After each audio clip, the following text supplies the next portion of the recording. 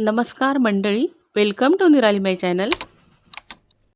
आज 11 डिसेंबर 2024 गीता जयंती आहे. त्यानिमित्ताने गीतेचा 12वा अध्याय आपल्यासोबत शेअर करते. ओम श्री परमात्मने नमः. श्रीमद्भगवद्गीता अथ 12ोऽध्यायः. अर्जुन उवाच एवं सततयुक्ता ये भक्तास्त्वां पर्युपासते ये चाप्यक्षरमव्यक्तं तेषां के योगवित्तमाः.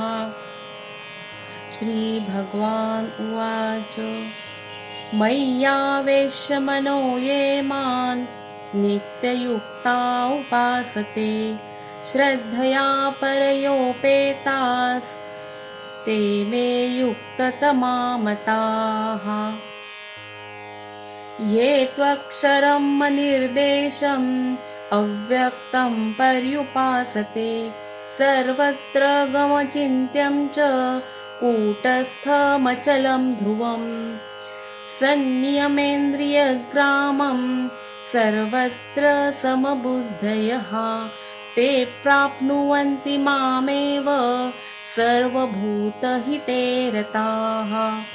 क्लेशोऽधिकतरस्तेषाम् अव्यक्तां सक्तचेतसाम् अव्यक्ता हि गतिर्दुःखं देहवद्भिर्वाप्यते. ये तु सर्वाणि कर्माणि मयि सन्न्यस्यमत्पराः अनन्येनैव योगेन मां ध्यायन्त उपासते तेषामहं समुद्धर्ता मृत्युसंसारसागरात्.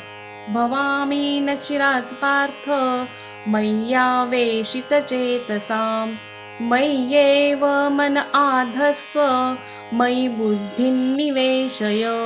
निवसिष्यसि मय्येव अत ऊर्ध्वं न संशयः.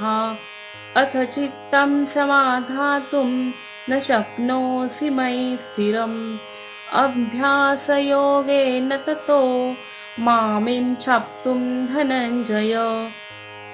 अभ्यासेऽप्यसमर्थोऽसि मत्कर्म परमो भव मदर्पमपि कर्माणि कुर्वन् सिद्धिमवाप्स्यसि.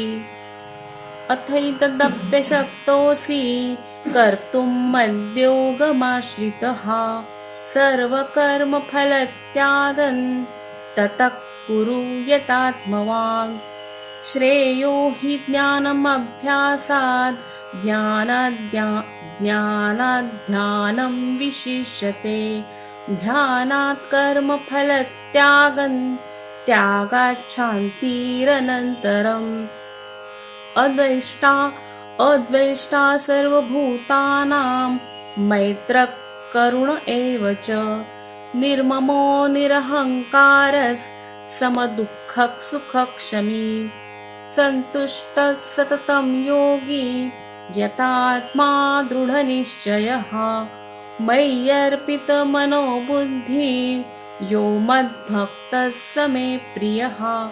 यस्मान्नो द्विजते लोको लोकान्नो द्विजते च यः हर्षामर्षभयोद्वेगैर्मुक्तो यः स च मे प्रियः. अनपेक्षश्चुचिर्दक्ष उदासीनो गतव्यथः सर्वारम्भपरित्यागी यो मद्भक्तः स मे प्रियः. यो न रुष्यति न द्वेष्टि न शोचति न काङ्क्षति शुभाशुभपरित्यागी भक्तिमान्यः स मे प्रियः. समशत्रौ च मित्रे च तथा मानापमानयोः शीतोष्णसुखदुःखेषु समसङ्गविवर्जितः. तुल्यनिन्दास्थितिर्मौनी सन्तुष्टो येन केनचित् अनिकेतास्थितर्मति अनिकेतस्थिरमतिर्भक्तिमान् मे प्रियो नरः।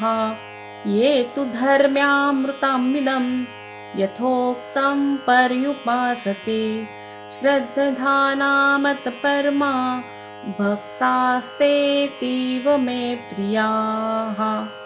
ॐ तत्सदिति श्रीमद्भगवद्गीतासूपनिषत्सु ब्रह्मविद्यायां योगशास्त्रे श्रीकृष्णार्जुनसंवादे भक्तियोगो नाम 12ोऽध्यायः। हरये नमः।